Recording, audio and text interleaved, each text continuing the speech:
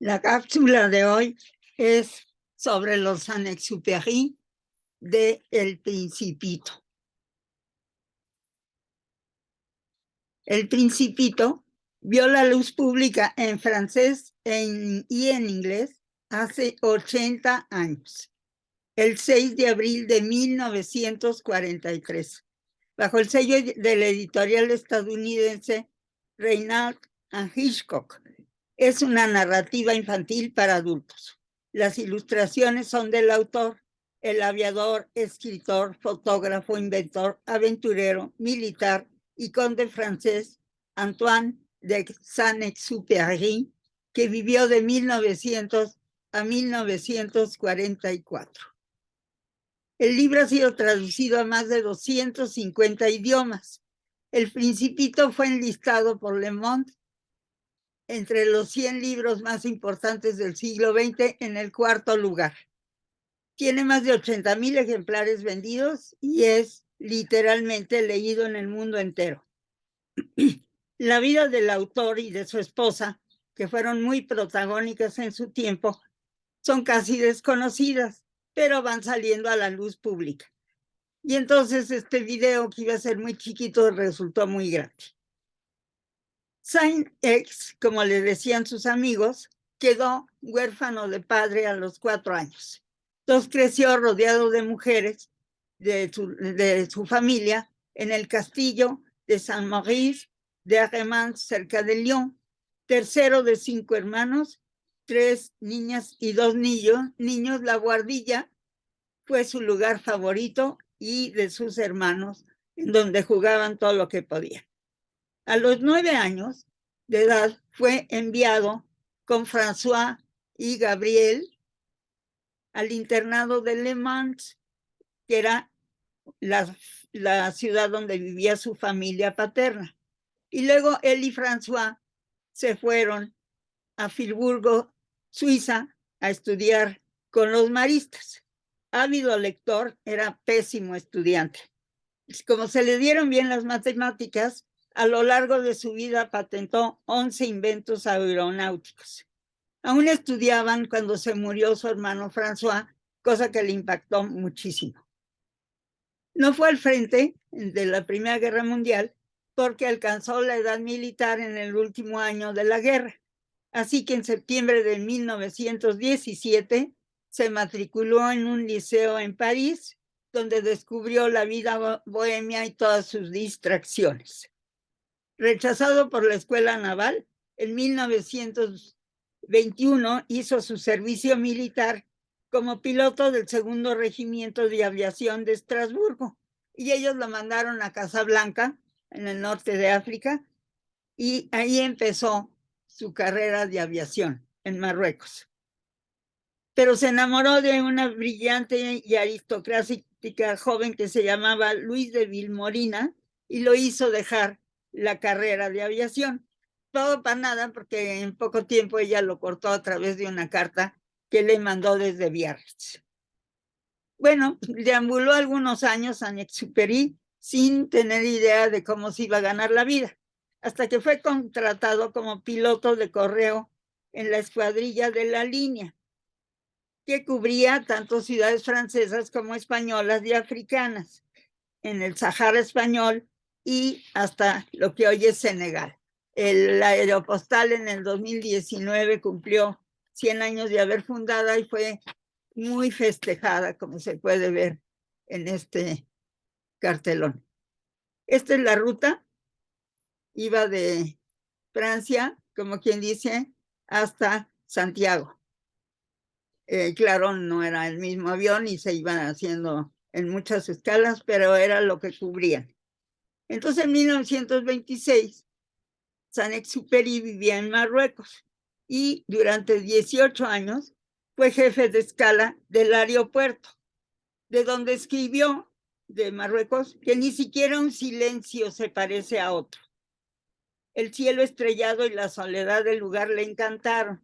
Ahí inició su carrera literaria con El aviador, donde narra sus experiencias de rescatista en el Sahara.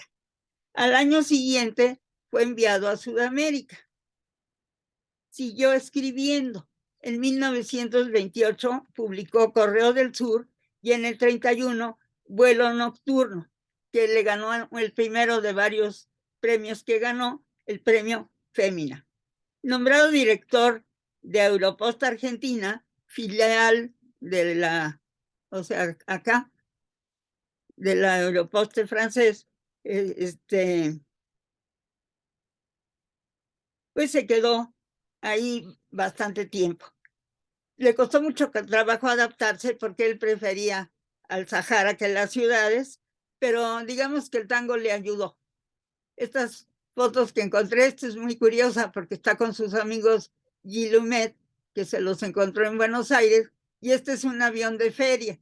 Entonces, pues no deja de ser muy chistoso. Y este era su aeropuerto ahí en Argentina. Bueno, pues ahí conoció ni más ni menos que a la pintora, escultora y escritora Consuelo Susín Sandoval Ceseña. Ella vivió de 1901 a 1979. Tenía 25 años cuando se conocieron, pero era viuda y millonaria, tanto por familia, por los salvadoreños, como por la viudez de su segundo marido. Entonces, tras una temporada de vivir juntos en Argentina, se casaron en Francia. Para Saint-Exupéry, su matrimonio con ella fue el único, para ella el tercero. De jovencita, Consuelo vivió y estudió en México y llegó por primera vez a París del brazo ni más ni menos que don José Vasconcelos. Ahí conoció y contrajo matrimonio con el mexicano Ricardo Cárdenas, quien falleció en un accidente ferroviario poco después de su divorcio. En 1926, Consuelo se casó con el escritor y diplomático guatemalteco Enrique Gómez Carrillo. Le llevaba 32 años, pero se llevaban muy bien. Él es el llamado príncipe de los cronistas. Y vivieron juntos escasos 2 años porque le dio un derrame cerebral y se murió. Consuelo era una mujer muy liberada. Conducía su auto, consumía bebidas alcohólicas, fumaba cigarrillos en público, contaba chistes de color subido, defendía sus puntos de vista y conseguía lo que quería. Bohemia entre las bohemias, en abril de 1931 se casó con Saint-Exupéry, vestida de negro, lo cual escandalizó a su aristocrática familia política, en especial a su suegra. Encontré esta foto de ella con su suegra que lo dice todo. Obviamente jamás se llevaron bien, pero pues así fue. Durante 13 años de matrimonio, los ex tuvieron encuentros y desencuentros. Me siento castrado cuando estoy en casa, le escribió desde Moscú. En un matrimonio abierto, lleno de otras relaciones de cada uno, Consuelo y Antonio vieron en su cónyuge a la persona más importante de su vida. Ella es la Rosa del Principito. Él protagoniza esculturas y varias obras póstumas de su mujer. Cuando se conocieron, Tonio, como le llamó, la abordó, la cortejó, la subió a un avión, le leyó un fragmento del Correo del Sur y le proyectó una película filmada por él. Más tarde la dejó en tierra y se fue a trabajar. Eso sería un patrón usual entre ellos. Las relaciones de los Saint-Exupéry fue intensa y tumultuosa. Entonces, por eso la dibuja como una rosa. Hay que saber que le encantaba la flora y la fauna. Tenía prácticamente un zoológico privado pequeño y pues era experto en flores. En general en la flora, no nomás en flores. Bueno, la relación entre ellos fue muy intensa y tumultuosa. El maravilloso historiador colombiano Germán Arciniegas dijo que entre la Primera y la Última Guerra Mundial, todo el mundo hablaba de Consuelo como un pequeño volcán de El Salvador, que arrojaba su fuego sobre los techos de París. Fue un amigo muy cercano de ellos y siempre, sobre todo de ella, y decía que ella siempre estaba presente en las historias de su segundo y su tercer marido. Les puse este libro de biografía del Caribe que no tiene nada que ver con esto, pero que es un libro maravilloso que tiene miles de ediciones y que les sugiero lean, porque habla del Caribe como en una muy seria historia, como si fuera escrita como si fuera una novela. Bueno, entonces eso decía de Consuelo y Saint-Exupéry. Consuelo nació en Armenia, El Salvador. Es un lugar que le encantó a Tonio. Lo perpetuó en su libro. Los Boabars son la ceiba de la entrada del pueblo. Sus 3 volcanes, que son estos de aquí, el 1, el 2 y el 4, son Izalco, Santa Ana y Cerro Verde. Le inspiraron los dibujos de sus 3 asteroides, ¿se acuerdan? Que tiene, bueno, aquí están, miren nada más qué belleza de volcanes. Aquí están los 3. Este es el verde que casi no se ve, son estos 3.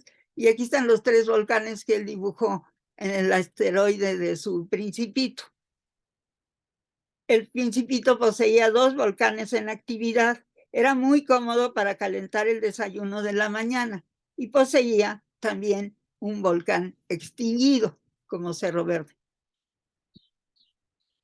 Aquí están los árboles estos, los baobabs, y aquí está una ceiba en la entrada de Armenia. Bueno, entre 1932 y 39, sin dejar de ser piloto de prueba, se dedicó al periodismo y la escritura. Hizo más de 50 artículos y reportajes en los principales periódicos y revistas de su época. En muchos de ellos relató sus experiencias como pionero de la aviación, abriendo nuevas líneas de correo a través del Sahara o la Patagonia y también intentando batir récords. Sus reportajes lo llevaron en 1934 a Indochina, hoy Vietnam. En 1935 a Moscú, que les llamó muchísimo la atención la URSS, y en 1936 a la España republicana en vísperas de la Guerra Civil. De ese viaje escribe Carlos Tello, nieto de Porfirio Díaz, cuya familia aún residía en Francia y era amiga del escritor aviador y de la muchacha esta que lo cortó. Antoine de Saint-Exupéry, Antonio como lo llamaban en Moulin, en verano de 1936 estaba por salir a Madrid como corresponsal del Intransigente. Hablaba muy bien el español gracias a los años transcurridos con su mujer, Consuelo Sausín, en América del Sur. Su misión era cubrir todos los frentes de la guerra de España. Acababa de estallar una rebelión en el ejército encabezada por el general José Santurjo. Entre los oficiales ahí comprometidos solo sobresalía por su popularidad uno de los más jóvenes, Francisco Franco, comandante de las fuerzas de la Legión extranjera destacadas en el norte de Marruecos. La rebelión, secundada por más de la mitad del ejército, estaba dirigida contra las instituciones de la República. Eso lo dice en un relato, El exilio, un relato de familia, que lo publicó en Cal y Arena en 1993. Bueno, por su parte, explica Montse Morata, especialista en Saint-Exupéry, que también colaboraba con Paris Soir, aparte del Intransigente con Paris Soir, y ambos eran los 2 vespertinos más vendidos de la época. Por ellos, estuvo 2 veces en la Guerra Civil Española. La primera que ya les mencioné, que dice Carlos Tello Díaz en Barcelona y en el frente de Lérida. Ahí conoció y trabajó y interactuó con grandes corresponsales de guerra, los estadounidenses Ernest Hemingway, Martha Gellhorn y John Dos Passos, el inglés George Orwell y el fotoperiodista húngaro Robert Capa. Madrid fue el escenario de su segunda etapa de la segunda etapa de la Guerra Civil. en abril de 1937 fue. Ahí convivió con los milicianos en las trincheras de Carabanchel. Testigo de muchas muertes, se preguntó en uno de sus textos: ¿qué necesitaríamos para nacer a la vida? De aquellas experiencias salieron unos reportajes que dan una visión única de la guerra, dice Manuel de la Fuente en un artículo en el ABC. Dice, ya que se trata de una visión humanística y alejada de la cuestión ideológica. Como en el resto de su escritura, nacen de sus propias experiencias a partir de las que reflexiona sobre las motivaciones profundas del hombre. De ahí su vigencia. Además, añade Montse Morata, introduce la poesía en realidades tan áridas como la guerra, y lo hizo con tal belleza que en una ocasión la curtida secretaria de París-Soir lloró al transcribir uno de sus textos. Bueno, Saint-Exupéry tuvo varios accidentes aéreos. Miren, aquí encontraron en un archivo el carnet de fotógrafo. Esta es obviamente una fotocomposición, y el título de España ensangrentada. Con ese título recogieron sus reportajes de la primera parte de la guerra en España. Bueno, tuvo varios accidentes aéreos. Encontré este de 1938, pero en 1926 sufrió uno en su biplano que le costó varias fracturas en la cabeza. Luego, el 30 de diciembre de 1935, pasó algo más grave. Tratando de batir un récord de aviación, hizo un aterrizaje forzoso en el Sahara de Libia, cerca de Egipto. Él y André Prevot, su navegador, sobrevivieron, pero se deshidrataron rápidamente. Según escribió en un exitosísimo reportaje publicado en 1936, para alimentarse solo tenían uvas, 2 naranjas y un poco de vino. Alucinaron. Al tercer día estaban tan deshidratados que dejaron de transpirar. Al cuarto, un beduino en camello los descubrió y los salvó. Y este de febrero de 1938 en Guatemala sobrevivió con 32 fracturas. O sea que, pues, le ha de haber dolido todo al pobre todo el tiempo. En 1939 publicó Tierra de Hombres, Terre des Hommes, el libro que tuvo más éxito durante su vida. Les puse aquí grande la liga, o búsquenle Saint-Exupéry vous parle, porque está grabada su voz. No importa si uno sabe o no francés, lo interesante es escucharlo. Bueno, ese año fue nombrado oficial de la Legión de Honor. Luego fue asignado como piloto de una escuadrilla de reconocimiento para reportar el avance alemán, misión casi suicida que le valió la Cruz de Guerra. Estas son 4 versiones de las muchas ediciones, de las muchas que hay de Tierra de Hombres, que vale la pena leerlo. Muy distinto, obviamente, al Principito. El 22 de junio de 1940 se firmó el armisticio entre Hitler y Pétain. Gracias a sus agentes literarios, los Annex se exiliaron en Nueva York, donde participaron en las campañas para presionar a que los Estados Unidos entraran a la guerra. De camino a Nueva York, él pagó el precio por sus reportajes. No pudo cruzar España para llegar a Portugal para tomar el barco para América.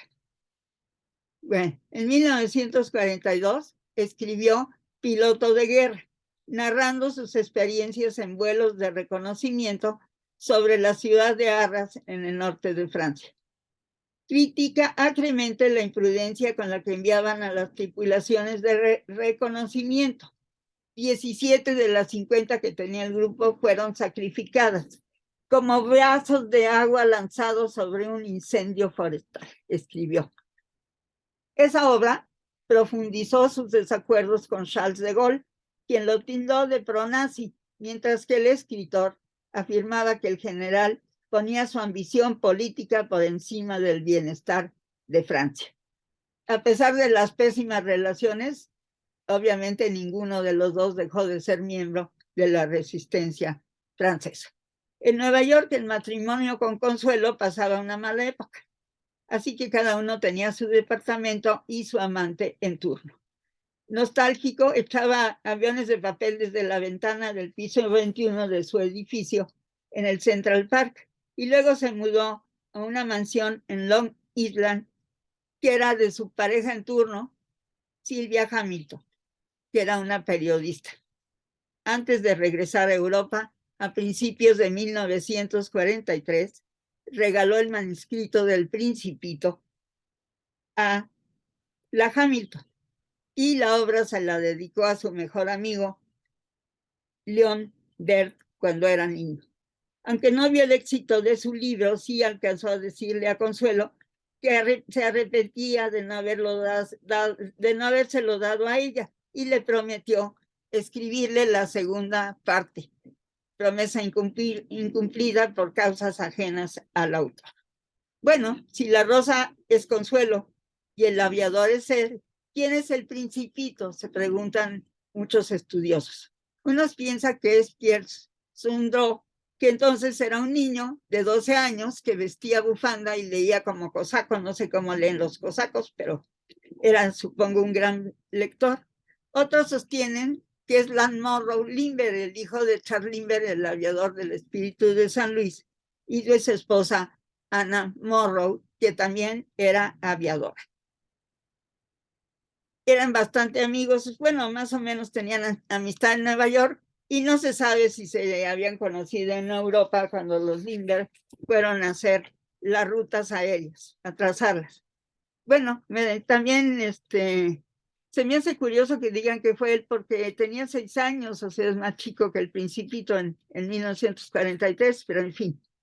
Pero ahora que encontré la foto de los Saint-Exupéry, pienso con la misma autoridad de los demás, o sea, ninguna, que ¿por qué no es François, su hermanito, el que se murió cuando estaban estudiando, o él mismo?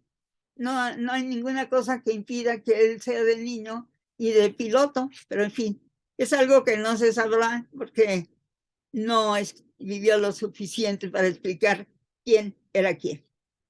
Bueno, como miembro de la resistencia francesa en la primavera de 1943, regresó a su antigua unidad al norte de África. Luego fue trasladado a Europa. Destinado al reconocimiento fotográfico del frente alemán, la mañana del 31 de julio de 1944 despegó a bordo de un deteriorado Lightning P-38 sin armamento de una base aérea en Córcega, con una autonomía de vuelo de 6 horas. Debía informar sobre los movimientos de las tropas alemanas en el Valle del Ródano, en la región de Grenoble, al este de Lyon. No regresó. En 1946, cuando Consuelo redactó sus memorias, las escondió o las guardó. El libro fue publicado en el año 2000, cuando el español José Martínez Fructuoso, su mayordomo, jardinero y heredero universal, entregó el manuscrito al escritor francés Alain Vincodelet. Le dio también las cartas semanales que ella dirigía a su esposo, pero no le entregaba, y otros documentos, con los que integró las obras Saint-Exupéry, Vérité et Leyenda, que se publicó en el 2000, y Antoine y Consuelo de Saint-Exupéry, Un amor de leyenda, publicado en el 2005. Hay una película inglesa que se llama Saint-Ex sobre la pareja. En 1967, Gilbert Bécaud, cantautor francés, invitó a Consuelo al Teatro Olimpia de París y cantó su canción recién compuesta, Lo importante es la rosa. Tras saludar al público, Bécaud tomó una rosa que estaba encima del piano, bajó del escenario y se la entregó a su invitada, sentada en primera fila. Además, compuso y grabó El Principito ha vuelto, casi la recita en vez de cantar, es muy curiosa, les puse en buen tamaño, o nada más pónganle Gilbert Bécaud aquí mismo en YouTube y le sale. Ha sido muy poco escuchada, pero es interesante oírla.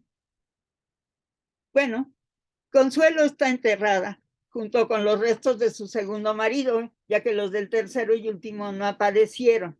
Hasta la fecha se especula si fue o no bombardeado su avión. En el 2003 se encontró este brazalete y parte del avión, que ya se demostró que sí era el de Saint-Exupéry, y el brazalete pues tiene el nombre de los dos, Antonio y Consuelo. Y todo eso se encuentra en el Museo del Aire. Carta a un rehén y La Ciudadela fueron publicados después de su muerte. La Ciudadela tiene 500 páginas, pero se me antoja, la verdad es que un día me lo voy a echar, ya les contaré. La bibliografía sobre ellos crece día con día y se han ido digitalizando los archivos de los distintos periódicos, así que espero que pronto salgan sus contribuciones a la luz y nos permitirán apreciar una parte de su trabajo. Casi todos sus libros han sido eclipsados por El Principito, y El Principito obviamente se merece el lugar que tiene, pero ojalá vayamos leyendo los otros libros. Yo leí el de Correo del Sur para, hace siglos en mi tesis profesional, y tiene reflexiones súper interesantes. De veras vale la pena leerlo. Y pues bueno, es una cosa diferente del Principito, desde luego, pero todo muy bien escrito. Este de Cartas a un Rehén, que les digo que es un libro póstumo, se los puse grande también porque aquí en YouTube está una versión leída por una española que se deja oír. Pues muchas gracias por escuchar esta larga cápsula que espero les haya gustado tanto como a mí. Originalmente iba a ser solo del Principito, pero pues empecé a encontrar tantas cosas de ellos que decidí por ello compartirlo con ustedes. Que les vaya muy bien. Hasta la próxima.